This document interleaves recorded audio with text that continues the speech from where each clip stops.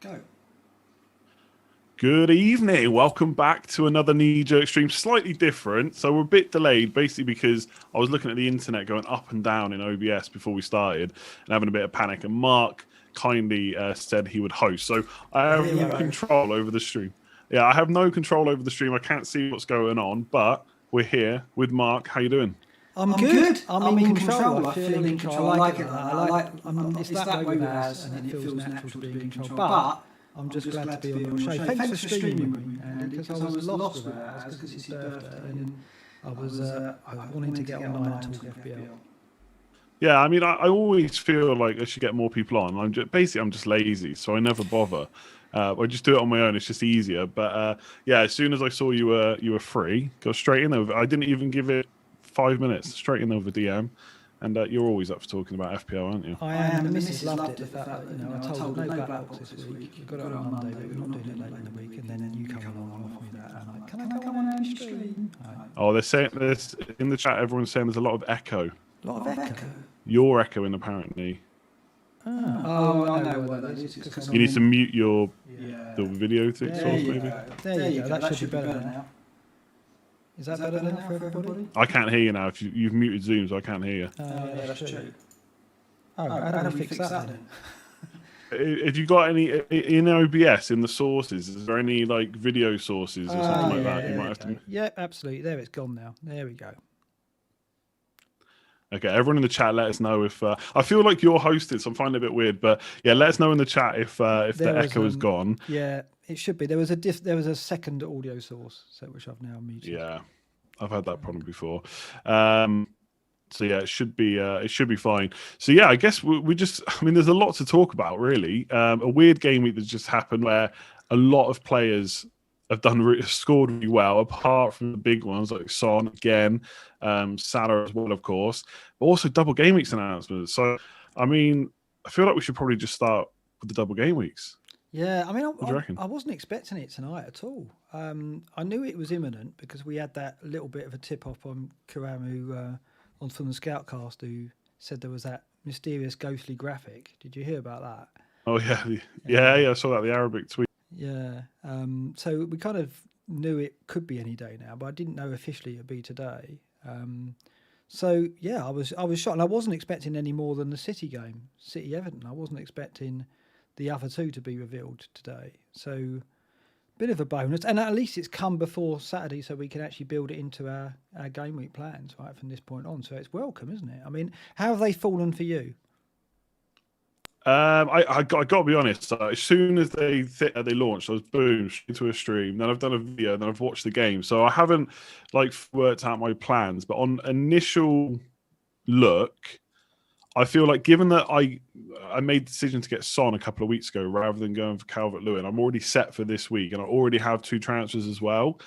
So I don't really have anything to do with my team this week. So I don't have that many. I have no Everton. I only have 1 Leeds, no Burnley, obviously 3 Man City.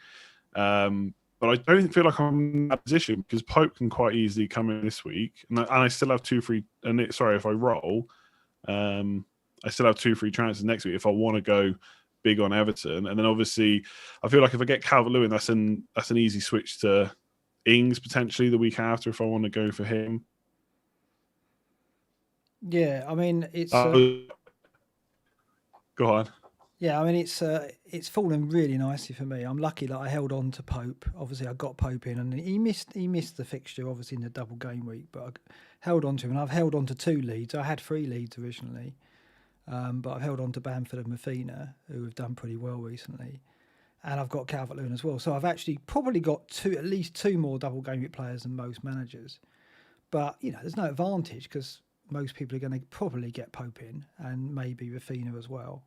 And those who don't have Bamford will probably get him back. So I don't envisage I've got too much advantage, but I guess I can use my transfers on other players now, which is the only really kind of edge I've got. Yeah, absolutely. I mean, I feel like one of the key decisions now for a lot of managers is going to be Son, isn't it? For people that you haven't got him, and a lot of people will be in this position now where they either get him in and they kind of leave a double game week decision until further down the line, or they ignore Son now. He's blanked 3 times in a row, I think. I think he's only scored like once in the last 6 or 7 now. He's on a bit of a drought for sure. So do you ignore him against West Brom now and just concentrate on the double game week fixtures? Is that the way you're leaning? Well, I mean, I didn't see the game tonight. It was one of the games I had to kind of leave for fear of having my bags packed for me. But yeah, I mean, there's been so much football that I had to sacrifice tonight. And I kind of thought it would be a dull game tonight. I had a feeling that Chelsea would get the 1-0. So it turned out exactly as I expected. Spurs struggled again, from what I hear. And yeah, I mean, had Son got something tonight or even impressed, then I would have been probably willing to go for him. I mean, it's booked in. I can go Souček to Son, or I can go Salah to Son. And I'm kind of, the question is Souček at Fulham more likely to get me points than Salah at Man City? Arguably, yes. So,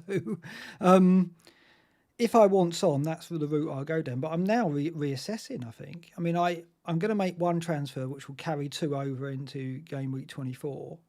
So I'll have 2 transfers to address the double with, which is really handy. So that's worked out well. But it's just whether I want Son or I want to go elsewhere. Whether I want to start loading up for double game weeks now. I could get a Burnley defender in now and not play them and have them on the bench, and then have 2 more transfers next game week. So it's an option. My first 11 looks strong without Son. So I'm possibly going to ignore him, yeah. I think the good thing about him blanking tonight for non-owners is it is going to put people off captaining him. So his effective ownership, I don't know if it will pass 100 now. There's obviously a good chance because he is still quite highly owned. The only thing I will say is for someone that owns him, I didn't expect anything from tonight's game. It would have been a bonus if he got something, but obviously Chelsea are a good team anyway. Even if Kane was back, I wouldn't necessarily go into that game expecting a lot, right? I think those games, if you get something, it's great. If you don't, then so be it. It's West Brom next. I've got him captain currently still because he was earmarked for captaincy a long time ago. And I just figure even West Brom, West Brom are that bad, obviously. It's just not like playing Chelsea. My only worry, of course, is the last 3 away games against big teams, they've done all right. I do think in most of those games they should have probably conceded a few more. But I am a little bit worried about captaining him now. Obviously, I'm not going to sell him. No one is. But captaining him is just a worry. So I think people that haven't got him, I think obviously it depends a lot on your double game week situation, like how many players you've got and stuff like that. But I think there is a case to be made to go without him now. But it is obviously a risk because we see often that players can be out of form, i.e. not scoring many points, but all you need is a game like West Brom to turn it around. But my main thing is, like, he is their best forward. Like, he arguably, even with Kane, you could say he's their best forward. I know Kane's obviously been brilliant this season, and he's still out on that left side. They've got Mora, who they could bring in on the wing, and just put Son. I know he's quite often central anyway when they attack, but I don't know. It's just weird, and it's like the players have almost down tools. They went out today. There was nothing, no identity. They didn't know. It's like they didn't know what they were doing. Like the complete opposite to Chelsea. And Mourinho doesn't strike me as a manager that is going to cope very well with 3 losses on the bounce, and obviously question marks now going to come over him. So yeah, there's a lot of worry. I think I will still captain him. Yeah, I think in the end. I think from my perspective, I know that anyone who owns him is going to captain him, right? So not only is there potential upside for a non-owner to go, right, well, I'm not going to get him, but obviously you have something to gain if you go with, say, Antonio at Fulham and he returns as well, right? So this could be another game week where we see quite a significant swing because of this, and we had that a few weeks ago. So I don't know whether to see it as an opportunity to actually differentiate my team from the pack, or an opportunity to have a disaster, because obviously if you don't get Son and he does return and he's his effective ownership is high, which it will be, it could be a massive setback. So I've got to decide in the next day or two or less than that to see what I want to do. At the moment, I'm kind of tempted to go without him because West Brom will give up chances, there's no doubt, but I just don't see Spurs putting 3 or 4 goals past them anyway. Right? I see Spurs maybe winning the game 1 or 2-0, and there's no guarantee that Son's going to be in profit from that. Whereas I look at Antonio at Fulham and think the way West Ham are playing, I think West Ham will get a couple of goals at Fulham, and if in a way, I think Antonio's more likely to be involved than Son for Spurs, because West Ham could, just got 3 goals at Villa. They could easily get the same or even more at Fulham. So I think it's quite close between Antonio and Son in my head now for the captaincy, and it's whether or not I want to risk going against that effective ownership. It's tricky. Yeah, I kind of like doing a hard place. I always said I was going to captain Son, but I mean, like everyone else that plays FPL, I love Antonio, and I would be more than happy captaining this week. I still think a lot of people, I mean, given that he just got 17 points, I think a lot of people will still stick with Fernandes as well, because I don't think too many people are going to look at that game and think that's a difficult one. Obviously, it's not quite West Brom, but we put 3. In fact, he scored 2 goals, I think, in the reverse fixture. So yeah, I think I think captaincy might actually be more spread than we think this week, between Fernandes, Son, and Antonio. But yeah, it's one of those, isn't it? Like you said, you're taking kind of a double risk. You don't have him and you're not captaining him, but it's one of those that if it does work out, you're one step ahead. Because there's a lot of people I've already seen that are thinking about bringing him in and then getting rid of him straight away, and that's 2 transfers. Just given that he's also probably going to double in 26. So a lot of chances to be taking him in, out, back in again. I feel like if you get him in, you probably stick with him. Yeah, but I plan to wildcard in 25, right? Yeah, good point, yeah. So it does. I mean, for me, I was going to plan just that, get him in for 1 game week, then probably switch to Rashford, because Rashford's got West Brom in 25. He's got West Brom in 24, and then I'd wildcard in 25 for the doubles. So that works really well, I think. So I don't see Son as a more than a 1 game week move. It's just whether or not I want to do that even now. And yeah, Fernandes is currently my captain. I mean, when we look at our teams, you see how we're set up. But it's between Fernandes and Antonio if I don't go with Son. Yeah. So it's quite a tough call in a way. It's a double-edged sword. Son not impressing tonight. Well, it's more about Spurs not impressing, isn't it? It's the same with the argument about do we get rid of Salah, because there'll be those who don't have money. There's not many without money in the bank, but those who don't have the money in the bank for Son will be toying with the idea of getting rid of Salah. He could be the sacrificial lamb, so to speak. And it's not like Salah's not playing well necessarily. It's more Liverpool didn't convince the other night, and what do we expect from Liverpool at City and at Leicester, which are 2 difficult games.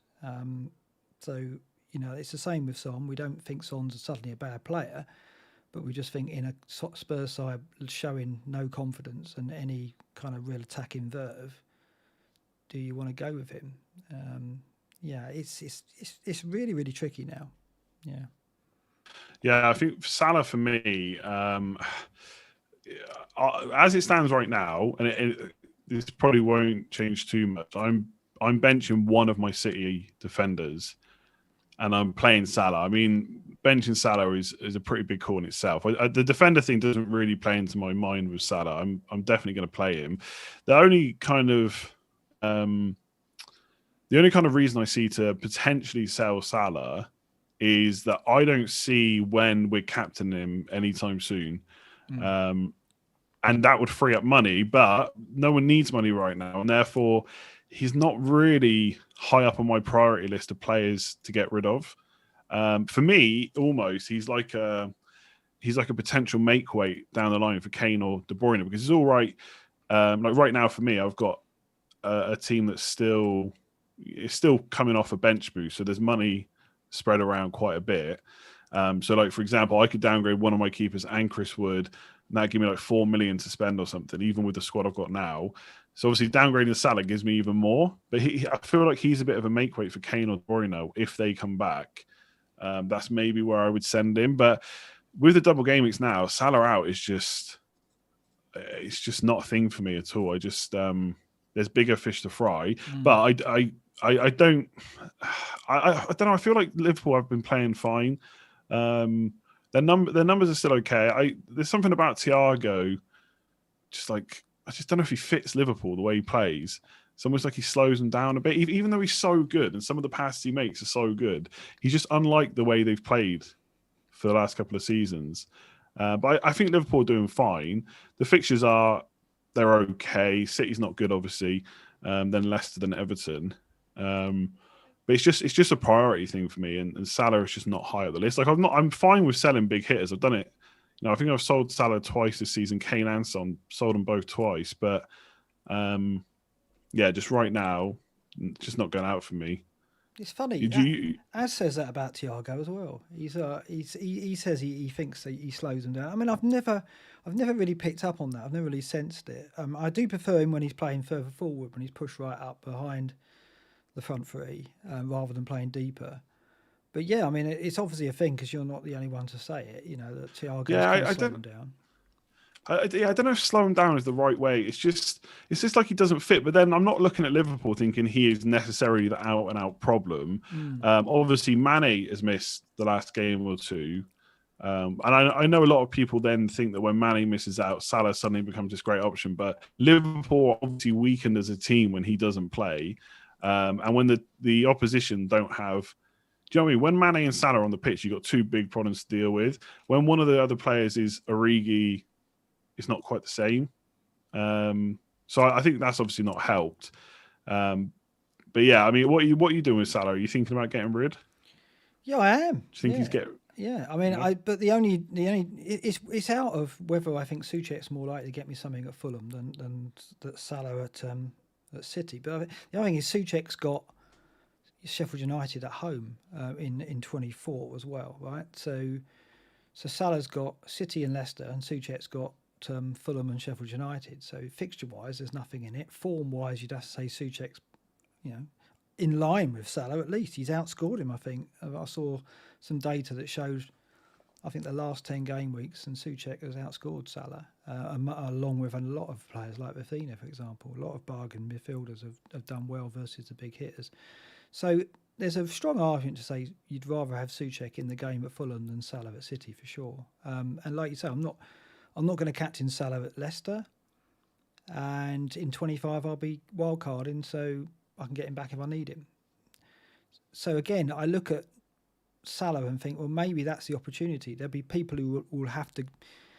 Those who keep Salah, who don't necessarily feel it's a good move, will have to bench someone like Souček, because they can't get them all in their team, right? So that's another way my team will be set up different, in that if I don't have Son and I don't have Salah, I'd have to go for a differential. Maybe I go for Rashford, get him early, because the home tie with Everton's not bad, like you said, for Fernandes, and then he's got West Brom away. So that could be a really good move, because then I can use my game week transfers next time for double game week players and have Rashford in there and Fernandes at West Brom, which would be pretty good, right?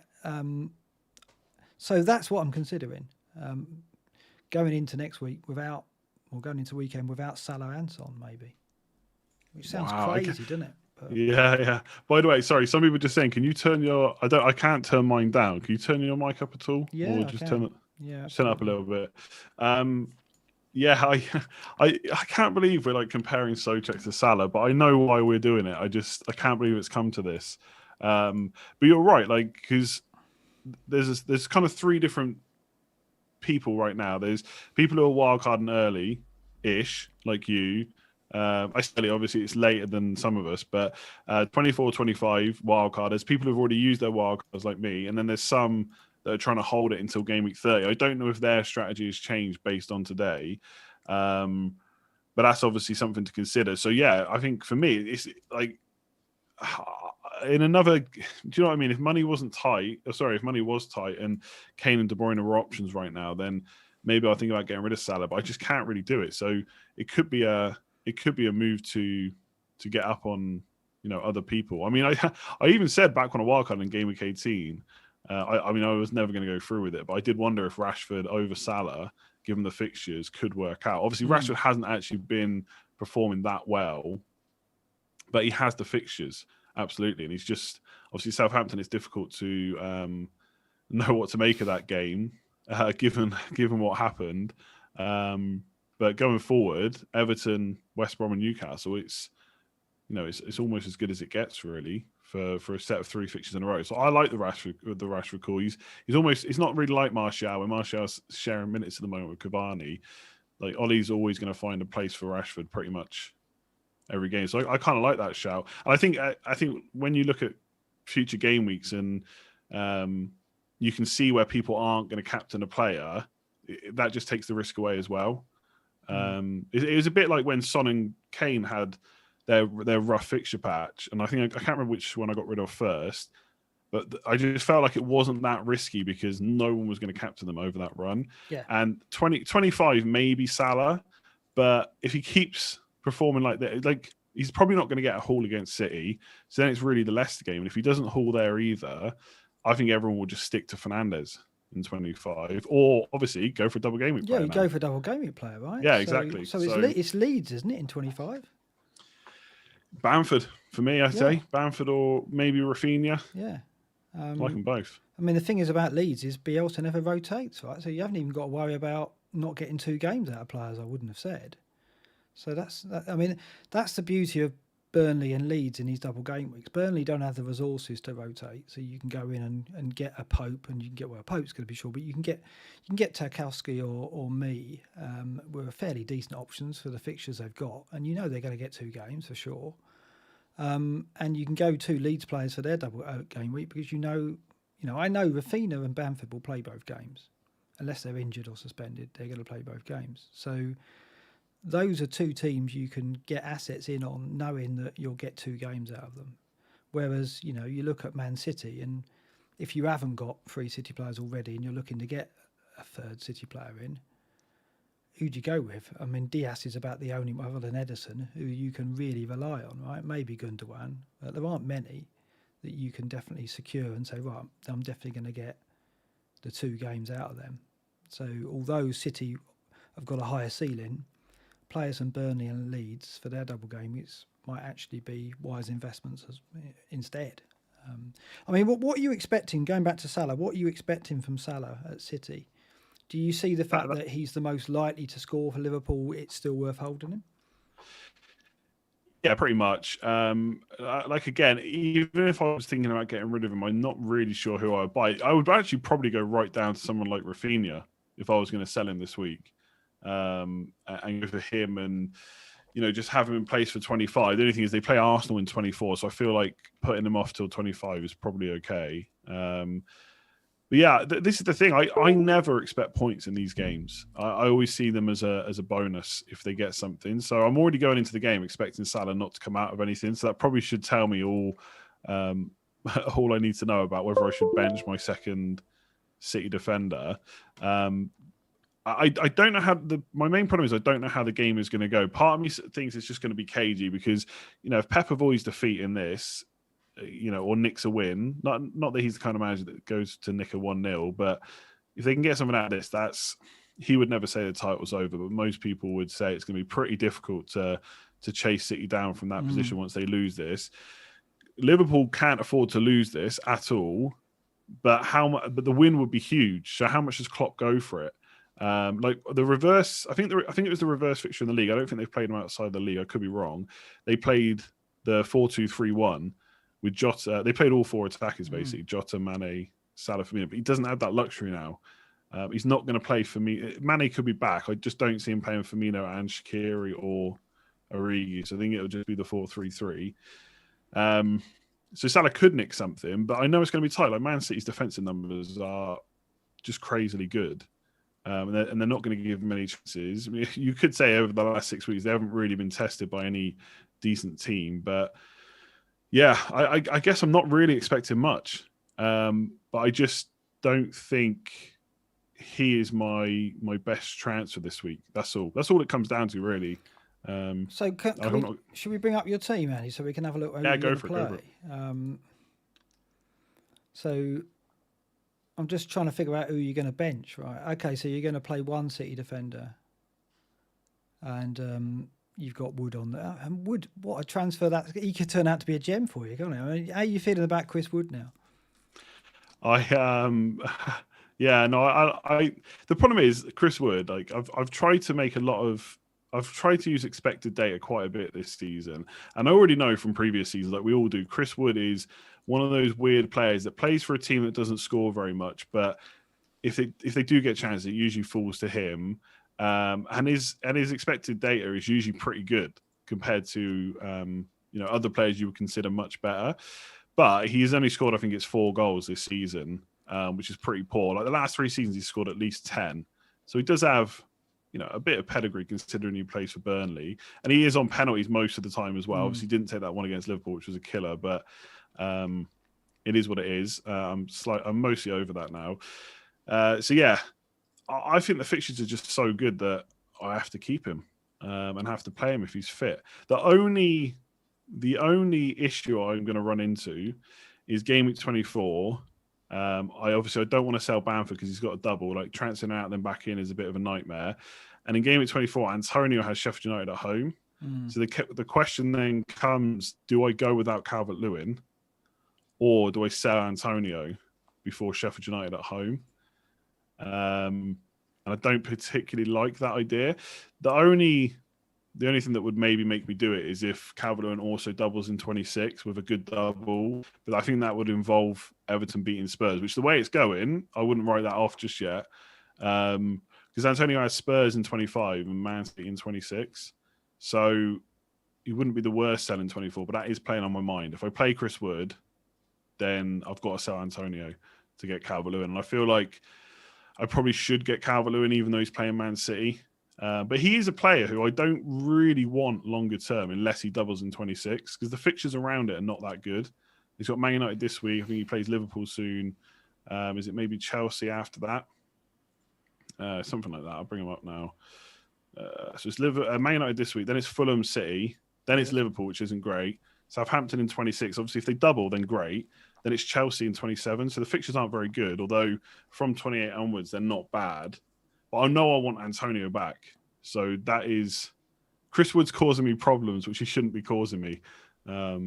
Basically, I was going to get rid of him this week for Brewster. But now there's doubles. I just can't do that. I don't think. So, yeah, kind of happy with it. But I think my move this week is Pope in for De Gea. So easy, that, isn't it? Yeah, because, so I was not playing Martinez anyway for the next 3 weeks. I was going to play De Gea the whole way through for Everton, West Brom, Newcastle. Pope's fixtures are just so good, and everyone's going to be flocking to him anyway. And obviously his next 3 are now better than De Gea's. And if Martinez does have a better double in 26, which he might do, I can just play him instead. Again, unless Kane or De Bruyne are back, in which case either way I'll probably have to make a decision on Salah. I don't think I'm going to need the money from the downgraded keeper, so I don't think it's going to block me by having both. So longer term, I will probably sort that out, but for now, I'm probably just going to keep Martinez. So I've got a bit of money wrapped up in it, so I don't really want to lose that. But who knows? Maybe I'll just keep Pope for the rest of the season. Now I've got him. So that's probably going to be my transfer, I think. And then I think rolling into next week just makes so much sense because we'll know everything we need to know pretty much then. I've got the wild card and you don't have that luxury. But if you carry 2 transfers in with a hit, that should be enough for you, right? You should be able to cover 26, depending on what we get. But we're going to get a full set of double game teams. Yeah. Right? We're going to get a big selection. So I don't. And also, I'm looking forward to seeing your wild card because I looked at the teams that Ben thinks are likely to double in 26, and the 3 main teams for me, looking at the fixtures and obviously who they are, is City. Everyone's going to have 3 anyway, right? Aston Villa are going to have Leeds plus another one. And if that other one happens to be Sheffield United, I know they looked a bit better, but that's a good double for defence and attack, I would say. And then the other one is obviously Spurs, which let's see when Kane comes back, I suppose. But if those 3 are the main teams I'm targeting, and I've got most of them already, and I think most people will also kind of target the same because all of Liverpool, Man United and Chelsea, they all have at least one bad fixture. They don't have like a perfect combo. Yeah. So arguably, whichever one you don't go for, you can kind of make a case for. So it feels a bit easy right now, which is what I was thinking this morning before these doubles came along. But without a wild card, I'm not feeling, as it stands right now, too bad. So yeah, I'm interested to see where you go with differentials, because I'm looking at the 26 doubles right now, and it's it's looking difficult, I think. Yeah, the thing is, Ben's sheet, which we've got up now, just fries my brain, because I mean, I can't. I love speculating, right? But this is just overdrive. It's trying to speculate who you're going to have to choose from. I think we're going to know, obviously, very soon. And I think I'll start thinking about it then. So I think the wild card, the luxury with the wild card is I don't have to think about it yet until we know, right? Whereas I guess without the wild card, you've got to do a bit of planning and you've got to look at permutations. That's the only advantage. I don't think the wild card's going to be that big an advantage, because I could easily wild card players in that do pretty badly and players out that do pretty well. I mean, as we know, a wild card isn't, with great power comes great responsibility. You can really cock it up. I mean, I think I got away with my last wild card in that I had a really bad game week, and then for the doubles I did really well, but the bench boost didn't come off. So it kind of, I just about came out on top. My rank went above where I was before the wild card, but not by much. I didn't shoot up by hundreds of thousands. I went up by like 30, 40,000, but it was good. It was a good result. But with this wild card, it could be the same. I'm a decent rank, nothing like yours, but I'm wary that when you're changing too much, you can really cock it up. And the trouble is with this one, you'd saddle yourself with players for the rest of the season. So you've got to be really cautious that you don't wild card for the doubles and end up with 3 or 4 bits of dead wood that take you ages to get rid of. We've all been there where you get players in for the doubles and then you go, well, don't worry, I'm going to get rid of them. And then 6 weeks later, Chris Wood is still sitting there. Yeah, exactly. Yeah. Arguably, I've got away with that because I've kept Rafinha and he's done well, right? That could have gone another way, right? I've been fortunate that he has done well for me. But I've had other players. I mean, Justin's done well and I haven't played him. That's a terrible curse. But these are players I brought in on the wild card, and I'm fortunate that they're okay. They haven't turned out to be dead wood, but I might not be so lucky with this one. So the wild card is a very much a double-edged sword. So you might be better off without it. You just never know. Yeah, I find it's easy to say because obviously it's gone so well for me, but I do find sometimes that when you use when you've got rid of the wild card, and obviously it's less chip, so you shouldn't be looking at it as in getting rid of it, but it's almost like it kind of clears your mind, and then you have to focus without this, I'll just get whoever because I'm wild carding soon. You kind of, you have to think a bit more, and obviously you do. I mean, I probably plan more than I would if I had a wild card in hand. The only thing I've not looked at yet is what the reason the 18 wild card was so good, because not only could you do the blank and the double at once, but the main players you were getting from City and United, that was 6 of your 11 for most weeks, also had really good fixtures afterwards. And that's the one thing I haven't checked is, which I won't probably do now until we know for sure who's doubling, is who also has good fixtures afterwards. Because that's the problem, obviously, like you said, with getting saddled with players. You don't want to get players in for the double that are then awful, because I mean, we've seen how quickly it can change with fixture postponements and fixture rearrangements. So that's going to be something to consider if you have got the wild card. Have you got any consideration for just saving it now until game week 30, or have you kind of? I hadn't thought about that. I honestly, I hadn't considered that because I haven't gotten a free hit, right? So 29 is going to be an issue. So one of the things I've got to do with a wild card is try and prep for 29 as well, right? I've got the triple captain. That's the only chip I've got left. So I've got to look at when I want to play that. So I'll see what 26 gives me, but I'm also wary that there's more double game weeks to come, right? I'm not going to put it on Nick Pope for 24 rather. But I haven't had a look at it yet. I think like I said, what the wild card, having the wild card still in hand gives me the luxury of going, I don't have to think about it until the FA Cup fixtures are played and we know what 26 looks like. But I will look at 26 and think, what do I gain from playing it? Because for all I know, my team could be pretty well set up anyway. But it's that 29, it's the blanks, right? So I doubt very much that that's going to fall for me as well. So I'm going to need the wild card for that, I think. Yeah, maybe. I mean, we're obviously going to have to wait and see. But I think Leeds, for example, will play in 29. Yeah. So if you're holding them from 25, and if you can hold them through 26, that might help you.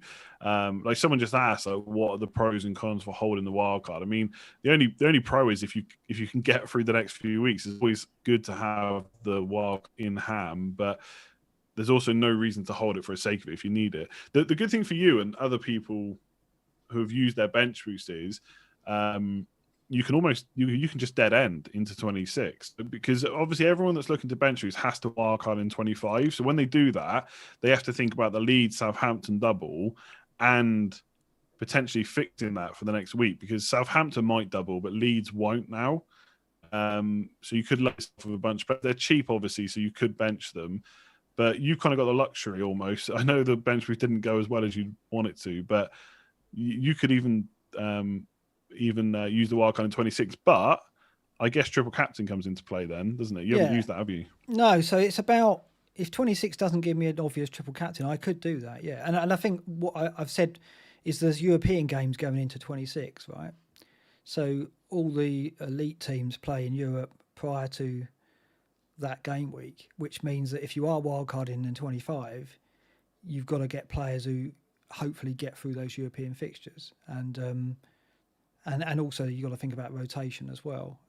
Certainly with City, because and you know, I mean, United are going to take and Spurs, they're going to take Europe and the Europa League very seriously, and then you've got the Champions League teams who obviously are as well. So 26, picking the team sheets of 26 might not be easy. Perhaps not for rotation, but certainly injuries. You just don't know what's going to get served up. So saving the wild card and playing it in 26 could be the best option for me. Otherwise, I'm running the gauntlet.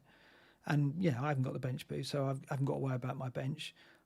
But my bench does have to be set up ready for 29, or I've got to use the wild card to set up for 29. And obviously, the closer I get to 29 when I play the wild card, the better I'll be, because I'm not taking a risk with injuries and so on. So, there's so many permutations, isn't there? But I do agree with what you say about the wild card and getting it out of the way, because I've often felt that about the first one. I've always often played it in the first, between game weeks 2 and 7 normally is when I play it. And this year I didn't. I had it up until 16, of course, with the idea that I was going to set up the bench boost. But then every week I was like, is my team bad enough where I need to play it? Is my team bad? And I took 20, I must have made 7 or 8 hits leading up to the wild card. And my team was teetering on the brink of being wild card worthy, but not quite enough. And it was horrible, because you do have it in mind. You think, well, I can't take an 8-point hit because otherwise I might as well play my wild card. Yeah. So you start going, you start thinking about decisions differently. Whereas if you get it out of the way, you can go, right, now I can take hits if I really need them and not think I'm doing the wrong thing. So I do think it's a curse sometimes, yeah. And as I say, I was fortunate. Mine worked out just about, I would say. It wasn't a huge success, but it was a success. But there's no guarantees with this one. So I'm very wary of when I play it and how I play it. Yeah, as it stands right now, I'm feeling quite good about not having it in terms of the way the fixtures have fallen and how they might fall for 26, but that could change pretty quick. And obviously it's always a disadvantage not to have it. So I'm just hoping that the points on the board will be enough just to get through. I find it weird, like right now, it's almost like the chase is so much more fun than just already being high. I feel like right now I'm going week to week of just, right, let's not get a red arrow this week. Let's not get a red arrow this week. Let's get through the double. And if we're through the double without a big red arrow, then that's good. And it's almost like it's almost like trying to tread water. It's not about like trying to get back from 100k to 10k. I'm just worried about getting a red arrow every week now. So yeah, I've already got my eyes on 26 and 29. Can I come through them without a red arrow? And then if I can get through that and then have a good team for 30 onwards, then maybe we'll be okay. But yeah, right now I just love it every time a game week ends. I've never been in your position, right? I mean, I've had high finishes, but I've always come late into those high finishes. And that's okay because you're kind of on, momentum's taking you into, the top 1,000 or whatever. But where you are now is unique. I've never experienced that. Right? I've never experienced a high position with so many game weeks to go. So I don't know how I'd feel in your situation, but I think you're right. I think I would feel like it's difficult to know what the strategy is. You're almost just hanging on, aren't you? You always feel like you're you've got a grip on this high position, and it's not really about pushing on and getting higher. It's about just hanging on and waiting for that opportunity to have a burst, because that's what it'll be. I don't think where you're standing you can work your way up gradually. I think you've got to hang on, and then have that good game week to push you right up, which that could happen, right? And I think I that's thought it was going to be this approach. week. Did you? I thought it was going to be. With It could have been Wan-Bissaka, catching Bruno. Oh man! Even without that though, when Wan-Bissaka got 17, I thought, wow, like you start off a game week like that, that's mad. He's out of nowhere. He's low owned. Yeah. No one's expecting that. Not even. I think I even said that I hate owning him because he just doesn't attack. And then Justin got nearly the same, and then suddenly that just killed it. And obviously Salah did nothing. So yeah, I mean, obviously there's lots of weeks to go still, and I know Az is in the chat saying the chase is great. You should be jealous of me at 900k. Like, I'm not saying it's bad to be this high. It's just I'm the same. I've never had this. Like my highest ever finish is just inside the top 5k, and I got to that position on the last day of the season. That felt great. Whereas now I already got this sneaking suspicion it's just going to be about staying in the top 1k, maybe getting to top 100. But there's so many active managers right now. It's good to know that Az is watching, so I can give him some cheek. Andy, I must say it's a very different experience to be on a show with someone who's actually a higher rank than myself, because this season I've been on the show with Az all the time, so it feels completely new. Is that enough to wind him up, or what should I go in higher? He's telling me not to let you play mind games with me. I'm not going. No, when he was 700. I'm not. It's that's the thing. When you're with someone, it's like whenever we interviewed someone who was top on the Scoutcast, it makes you really nervous, because you think, I don't want to give an opinion because this guy might actually listen to me, and that could be disastrous for them. And then I'll look at it and go, it was me. I told him to do that by suggesting this. So actually, again, it's a weird feeling when you're sharing airspace with someone who's doing really well like you are. I mean, I think if this was game week 35 and you in the top 100, I probably wouldn't have bothered coming on because I'd be too nervous about saying anything. Because you will find that, right? I think you will find that. I think if you get higher, if you get into the a top 100, which I really hope you do, then I think it's going to be difficult for you to do streams and there'll be people who go, I don't want to, can you hide me on Twitter? Can you mute me? Because I don't really want anything I tweet or anything I say to affect your chances of winning it. And that, I mean, you've been on the Scoutcast when we've had top people on there. Yeah. And it feels weird, doesn't it? It's like, please don't listen to me. Please don't take anything I say seriously, because you just don't want to skew their chances. Do you remember my mate Luke? Do you remember him? Came on Scoutcast. Yeah. He was top for 70, because the current guy number one has been top for like 11 or 12 weeks now. Yeah. There's also like 50 or 60 points clear, which is ridiculous. But Luke was top for 17 weeks of the season, and he ended up blowing it right. So he came on the Scoutcast, and then he ended up blowing it and finished 8th in the end. I know, and it felt bad for us, didn't it? Yeah, I can't remember. One of my mates got him a Christmas Secret Santa. Something. It was like a medal that said, I didn't win FPL or something like that. Or 8th is not first. Just to really rub it in. It's all like, because I think that I actually don't know how I'd react if I was in your position. And I think, I quite enjoy trying to get in the top 10k, then trying to get in the top 5k, then trying to get in the top 1k. And that feels like a fun kind of ambition and drive, right, throughout the season. But if I was in the top 500 like you are, with this far to go, I don't know how much fun I'd be having. I mean, everyone's different, right? Hopefully you can still have fun with it and still enjoy it and still enjoy streaming and doing stuff. But I don't know how well I'd cope. Perhaps I'll never know. But, it's really interesting talking to you.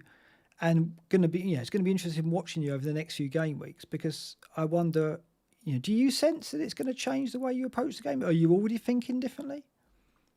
No, I'm not, to be honest. I haven't, like, all season I've tried to ignore ownership. I genuinely have. Like, the amount of times I've been told, how are you going to get a green arrow without Kane or Son, is just ridiculous. And like I said earlier, I've sold them twice already this season. So I've not been afraid to do that, and it sounds so simple when you say it out loud, but I've really been concentrating on captains. And so if I think a player is the best captain for that week, it doesn't matter who else I've got, I'll bring them in. It's a bit like what Late Rose probably said last year.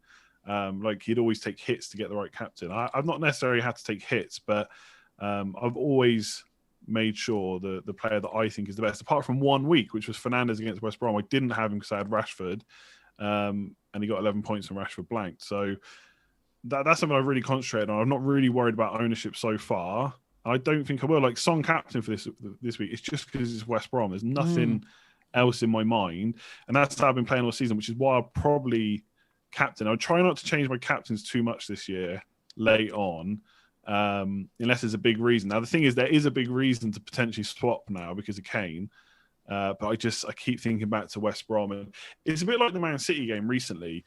I did a video and I looked at the stats, and I said it now. I said, look, Sheffield United are bad, because I think that was the week Man United were playing them. But I said West Brom are so much worse. I didn't captain a City player. Now, in the end, Gundogan scored 2 goals or 2 shots, so maybe a little bit fortunate anyway. I kind of regretted a little bit more about not going for that fixture.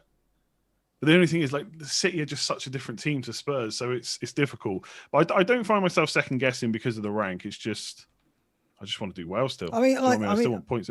I mean, in the way things are with FPL now, the amount of data that's scraped from the game, there's tools like Live FPL and so on.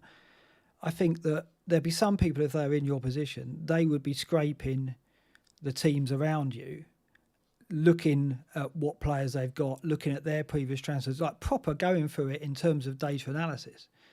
Because they're far too lazy for that. I know, but I think there are some managers that we know that if they were in your position, they'd be doing just that. Like Rakabolli himself, like if he was in your position now, he would be using his tools and his knowledge and skills to analyse all the teams around him.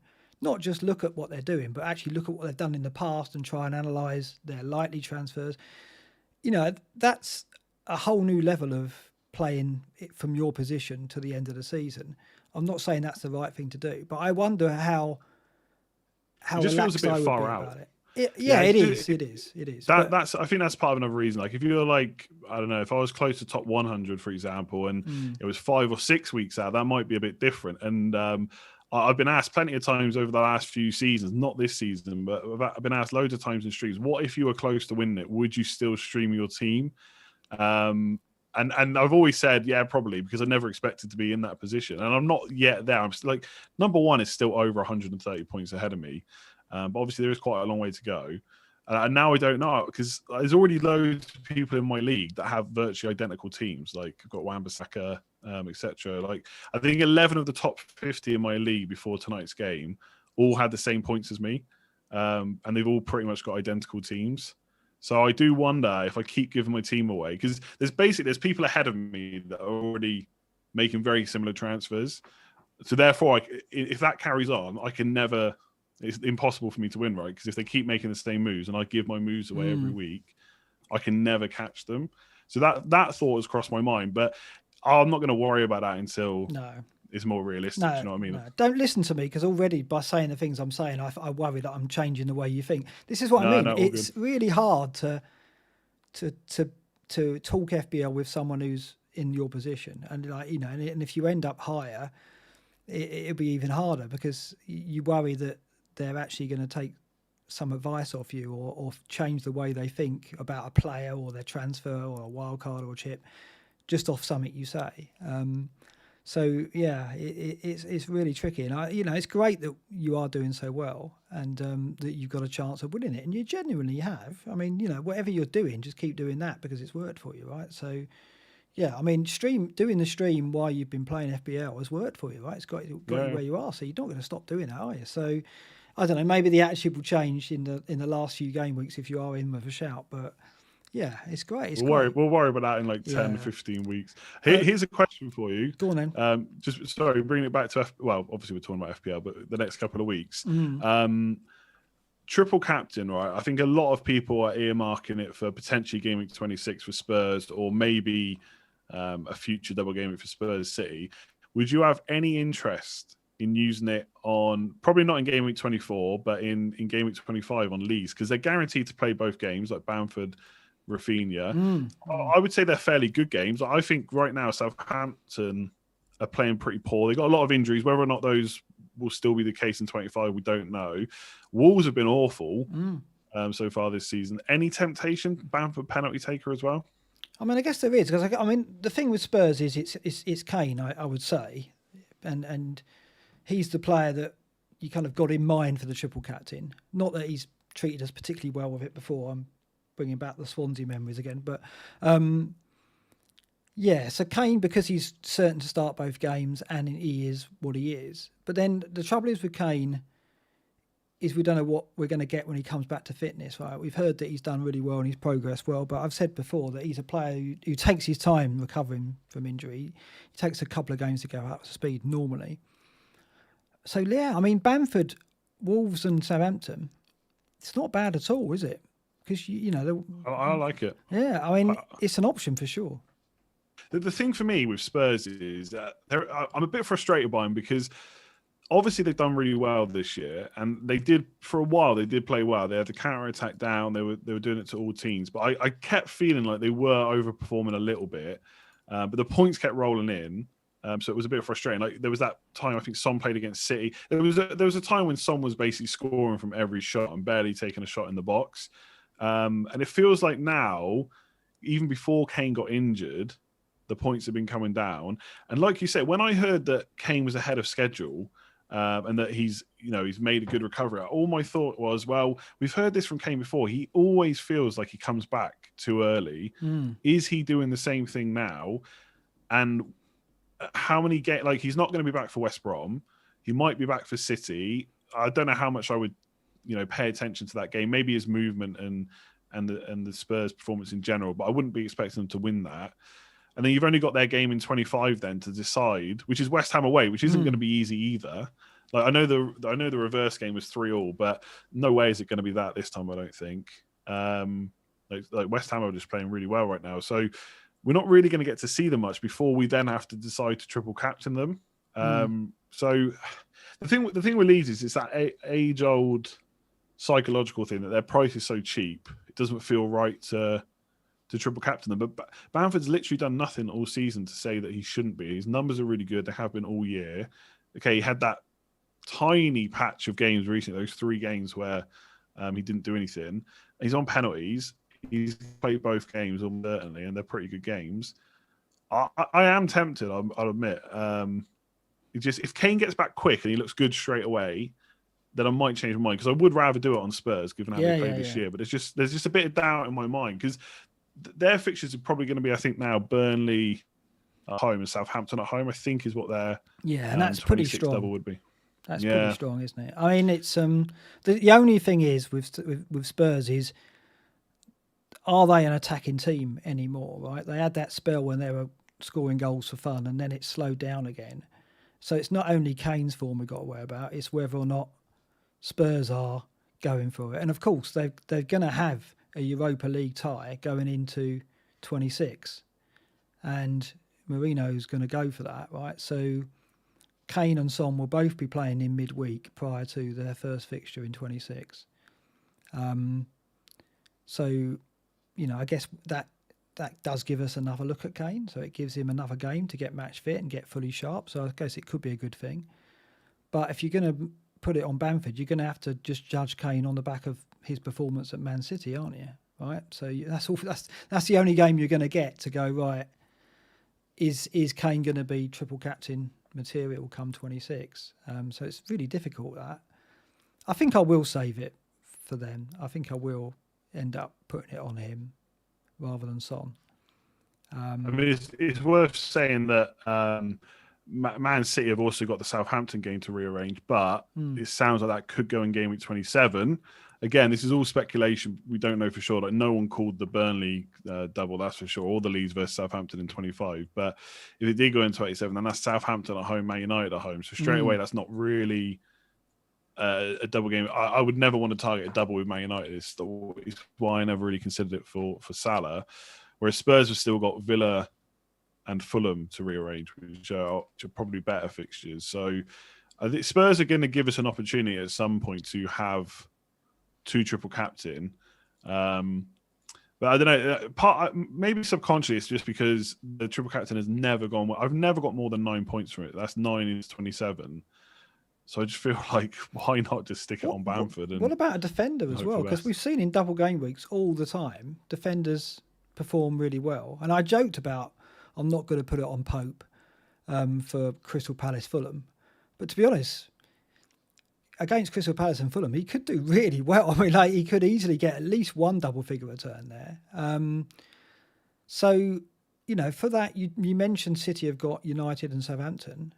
Maybe a Cancelo could be an option for that because they did pretty well last time. I mean, you want to put it on an attacking player because you think the ceiling is higher, and yeah, it probably is. But arguably, as we've seen in probably the last 5 or 6 double game weeks, often we're surprised how well keepers and defenders do. There's always seems to be at least 1 or 2 defenders that get really big scores. I guess the only worry with someone like Cancelo is, will he play twice?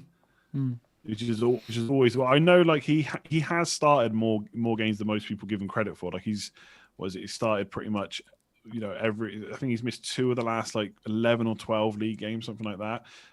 So he is starting more often than not, but there's always that worry. Nick Pope, I think, is a genuine option for captaincy in 24.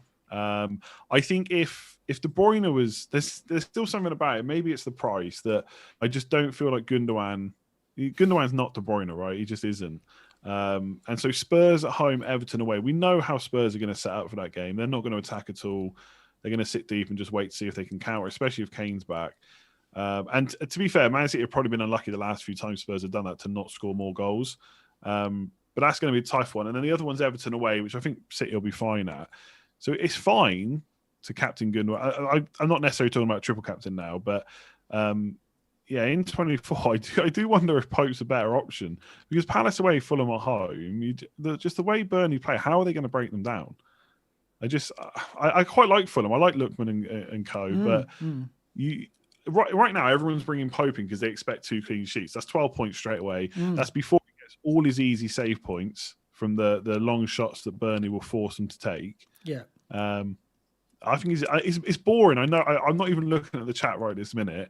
I know people will be saying Burnley keeper boring versus Man City, but I think it has to be looked at. The only thing, obviously, that's in my mind, which is probably in everyone else's mind, is Shane Duffy, because that seemed like a great idea at the time, and it didn't. I think with Pope, you've got. I think minimum Pope will get is 10 points. I think he'll get 1 clean sheet in 1 game, and that'll probably give him at least 1 bonus point. And then in the other game, he'll get about 2 to 3 points. So you're going to get 10 points from Pope, I think. I think Burnley will get 1 clean sheet from those 2. So 10 points is probably the floor. The ceiling is not much bigger, probably about 15 to 20, right? So it's not. Whereas you look at Gundogan, and he's possibly, you could possibly get a couple of goals, couple of assists out of him, maybe. Arguably, Cancelo could play both games and give you the same kind of floor as Pope, as in you're going to get at least 10 points, but the ceiling is higher. He probably could get somewhere in the region of 25. So there's a lot of options, and it really depends. I mean, I think I'm going to want to go for a differential, I think. So I'll think about ownership going into that game week and look about, try and assess what the top 10K are doing, because at the moment that's my target, to try and get in the top 10K. So I think it's probably worth going with someone who's a little bit different in that game week. But it's going to be City or probably Pope, yeah. Yeah, is there someone? I mean, going back to triple captain, someone else I would like to put it on. It's probably more just because I like watching him. Is Grealish, because in 26 he's got Leeds for sure. He's definitely going to have that fixture unless obviously it gets postponed for any reason. And then one of the other ones to rearrange. So it'll either be Sheffield United away, Spurs at home, or Everton at home. It'd be one of those 3 fixtures. I just feel like Grealish can get points. Like even against West Ham when they doubled up on him, and they did a really good job. Like they stopped him for most of the game. He still managed to get an assist out of that game. It was such a good pass as well. And he's been performing all season. I know a lot of the returns obviously came in that Liverpool game, but he's had 3 double-digit returns since then. He doesn't blank that often.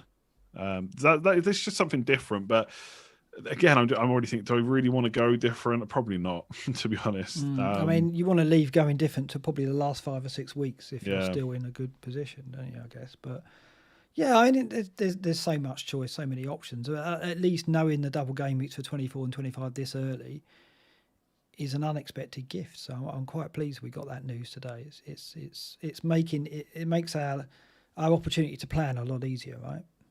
Yeah, we should probably show your team. I don't know if we haven't shown that yet, have we? No, that's all right. I'll bring it up.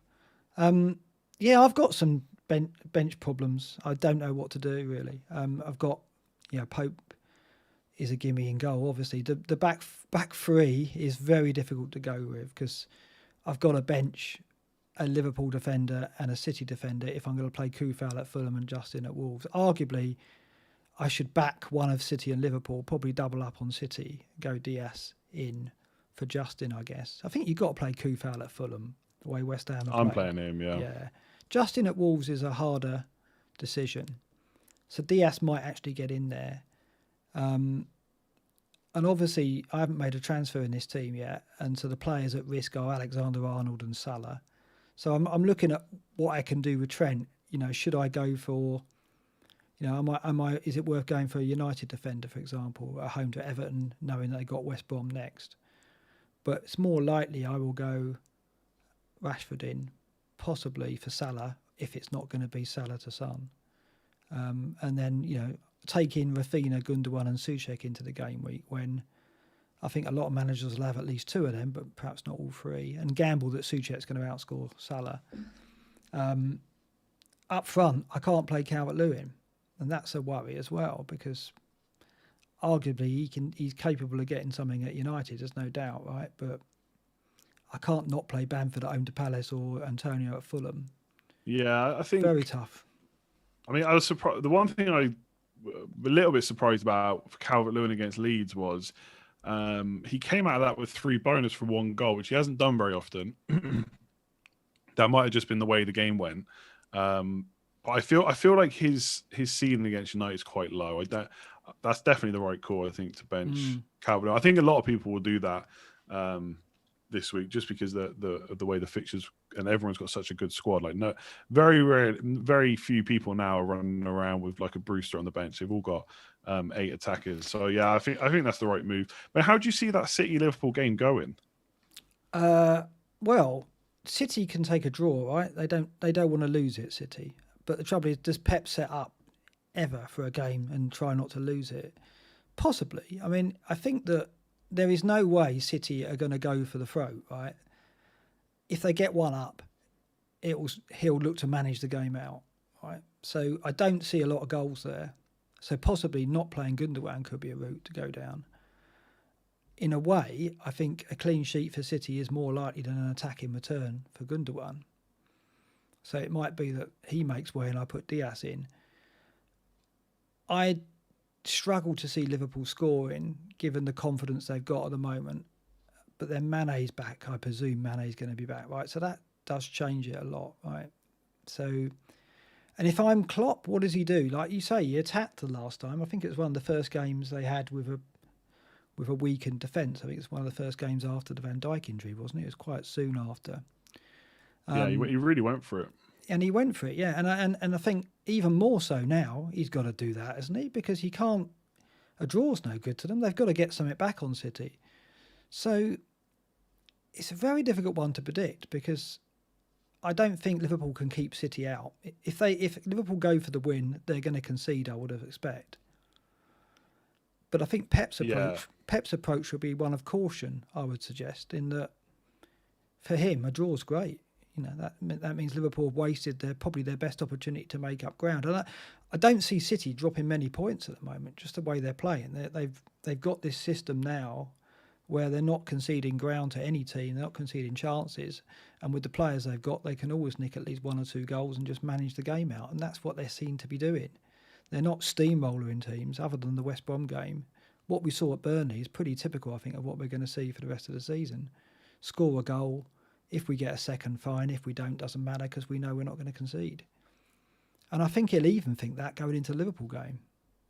Yeah, the only thing I think with the defenders is we're not really talking massive points, but a lot of people are going to play both their defenders, and I feel like maybe it's just not the worst time to go a little bit different, just on the off chance that Salah or Mane do get in on goal. Like the chances of Diaz getting a big score seems quite low to me. So like playing Justin instead, obviously he's highly owned anyway, so maybe it's not that big an advantage. But that's kind of why I mean, I'm probably going to sell De Gea now, so it's not quite a difficult decision to play Wan-Bissaka. It's not a double up now; it's just a single Man United. But I just feel like benching Stones, maybe it's a bit different for you because you got Diaz. I'm probably not going to lose too many points unless he somehow gets another 2 goals. But if they do happen to concede and Salah does get a goal, Mane gets a goal, and I've got a defender there, might give me 6-8 points, and I'm slightly up. I mean, we're not really talking massive differential levels, but that's kind of the way I think I'm going to play it, and I think I am going to end up benching one.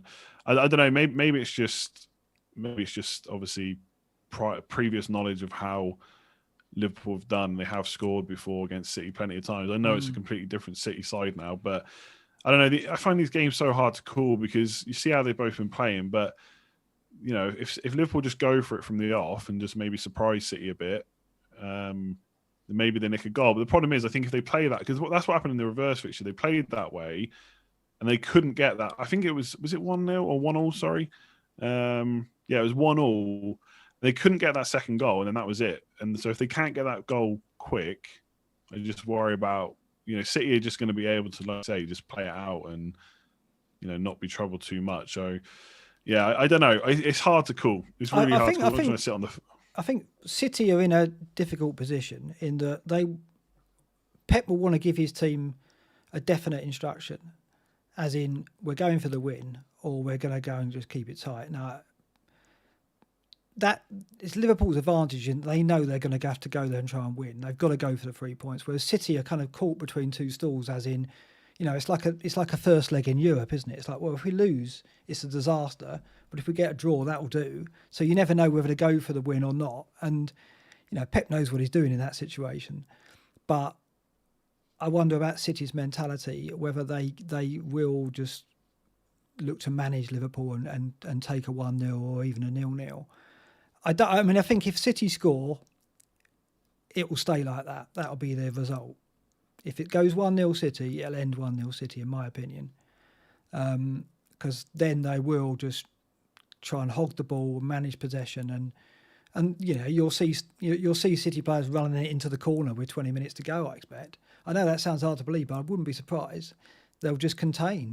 They won't go for. I mean, Pep said it in the interview, didn't he? He said, you know, we kind of at Burnley, we just managed the game out and we didn't really go for that second goal. And he said that's okay, but it could have been better. So he's almost saying that it's okay to do that. You know, we don't have to win the game 3 or 4-0. And so with this game, he's going to be. Yeah. We only have to win 1-0. That'll be fine. I know it's not quite as easy to go and win the ball back off Liverpool as it has been in some of the last few games, but just the speed they get back, like Thiago, Liverpool Thiago. I feel like they're just going to give him no time on the ball whatsoever. The other big thing the other big decision Klopp has to make is what is he Henderson, because he must want him back in that midfield. Yeah. But if he does that, he's got to play over Phillips again, who. Yeah, just against City, I'm not sure that's the great idea. Or he puts 2 new signings straight in against City. I don't think he's going to want to do that either. So I would not be surprised if Henderson starts again. Yeah, he's got to. In defence, yeah. In which case, and they're just massively missing him from midfield. So who are they going to play? Thiago, Wijnaldum. Yeah. And then either they're going to go 4 up front, or they're going to put Curtis Jones in there potentially. They'll probably play Milner as well, won't they? Because he's could be Milner. He's played a lot recently. They won't play Phillips. No way. No, that'd be chaos. No way. One of the new boys is going to start. Yeah, Davis will start. Davis will start, I think. Phillips hasn't got the mobility, and I don't think Klopp will feel they need him on set pieces against City. Or arguably, they do have a threat. So, yeah, it's just judging Pep's mentality going into the game. I don't know how he'll set his team up. Klopp, we know, will have to go for it, but it's all about how City approach the game for me. If they want to, they could control this game. because I don't think Liverpool have got enough. I mean, it depends if Mane is back. I'm presuming. What do you think? Do you think Mane's back? Yeah, I'm going to assume yes. I feel like if they can get him back for this game, they will. They have to play him. Yeah, I don't think they can win this game without him. So the way some of the journalists were speaking last week, when he said it is what it is, or it is what it was, whatever he said. A few of the journalists were talking about how when they originally spoke about Mane, they said it could just be one game. So now it's been two, but I guess obviously that's just a week at the moment because the games are coming so quick. I feel like he has to be back. If he's not back, like if Klopp says in the press conference that he's not back, then I might change my mind on the double defense. Because then all City have to do then is mark Salah out the game, and they've done that before, right? Yeah. So yeah, I don't. A lot will depend on Mane. I don't think he's necessarily the be all and end all for Liverpool getting a goal, but in a match like this, he could be. Do you know what I mean? He's that good. And recently, before his injury as well, he was looking much better than Salah too. Oh yeah, and he's vital to the pressing game, right? And they're going to need that against City. City will try and have the ball a lot at the back and play out of defence. We know that's what they're going to do. Klopp will know that. And if he hasn't got he's probably his best weapon at shutting that down and winning back possession high, then it's difficult for Liverpool, isn't it? And not only do they lose him as a goal threat, they lose him as a pressing striker forward, which is probably one of the best in the world, maybe. So, yeah, I think if I know Mane's not playing, I'm probably putting Diaz in as well and playing Cancelo as Diaz. Yeah, I think that's what I just don't want to bench Wan-Bissaka now. He's this goal scoring machine, Yeah. He's just. What's your approach to Luke Shaw? Are you in his fan club as well? What, from FPL? Or? Yeah, I mean, everyone seems to be lauding Luke Shaw and saying he's England's best left back all of a sudden. But I think left back wise is not. I guess the competition is a lot less than right back. I think he's been really good this year. He seems to. It's like Tellers is like giving him a bit of a kick. And I think to be fair to Luke Shaw, he's not necessarily had like a long run in the team, from what I can remember anyway, for a while, while also being fully fit. And I think we're seeing that now. His creativity is okay. I think Late Riser put up a tweet earlier that said, I think he's created the most big chance in the last 6 or something like that. So he's doing well. And we need our fullbacks to attack more because it's such like a, it's a big part of the modern game. That's how Liverpool do. We see Cancelo going forward, James, Chilwell, Alonso, etc. And our fullbacks haven't been doing that. I noticed it in the Sheffield United game. Now it's easy. It's maybe a bit easier to do it in those kind of games than when you're playing the big boys. But when Shaw was getting the ball, Wan-Bissaka was trying to get into the box a bit more, which you don't usually see. So I wonder if it is an instruction he's had. Obviously against Southampton, look, you can do that because you've got no worries, from Southampton going forward. But yeah, I like Luke Shaw. I guess the only downside to him is Tellez is there. So they're always going to try and manage his minutes where they can, which sometimes it'll work out if it's just after 60. And sometimes Tellez is going to play. So that's the only thing. With Wan-Bissaka or Maguire, you get a start every single week. I think what's impressed me about Shaw, I mean, obviously his fitness, he's looking really fit and a lot of energy getting up and down the pitch. It's his distribution, his delivery.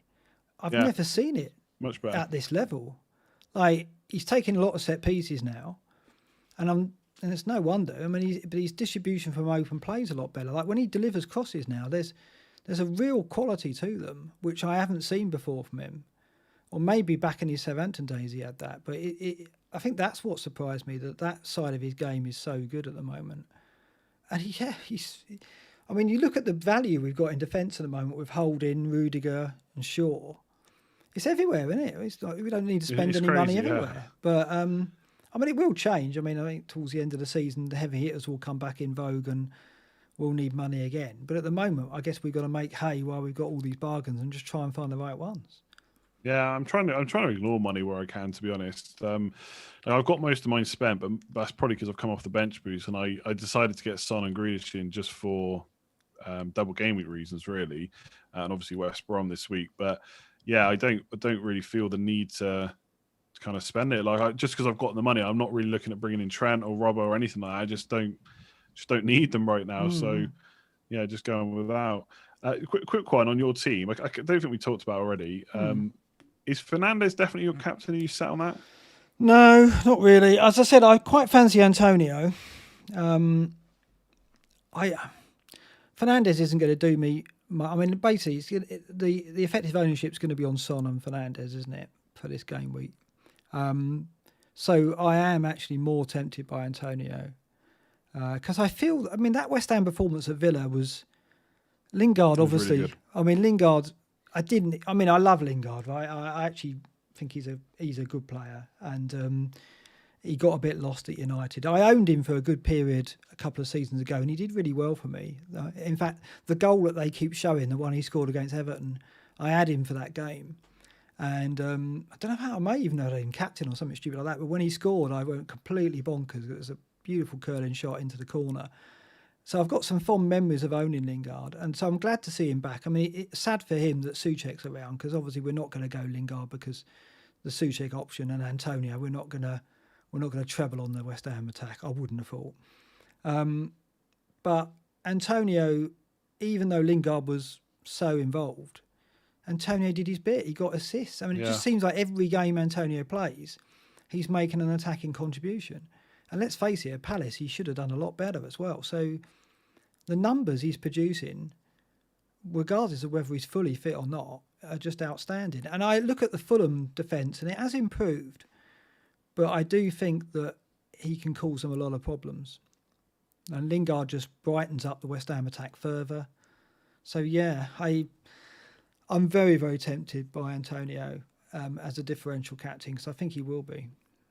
Yeah, Lingard, it was interesting. Again, obviously, you don't want to make too much of one game, but given it was Villa, who were no pushovers whatsoever, and like Lingard hasn't played a single game this season either, so to come in and play like that straight away, they had quite a good partnership, him and Antonio. Like that's how Lingard got his goals, obviously running forward and obviously overlapping Antonio, because Antonio can do it all, can't he? He can score, get into the right positions, but also hold it up, and that's exactly what happened last night. So, yeah, I think it's good for him. I think it just, if anything, it gives Antonio more strings to his bow, because he still had a couple of decent shots against Villa as well.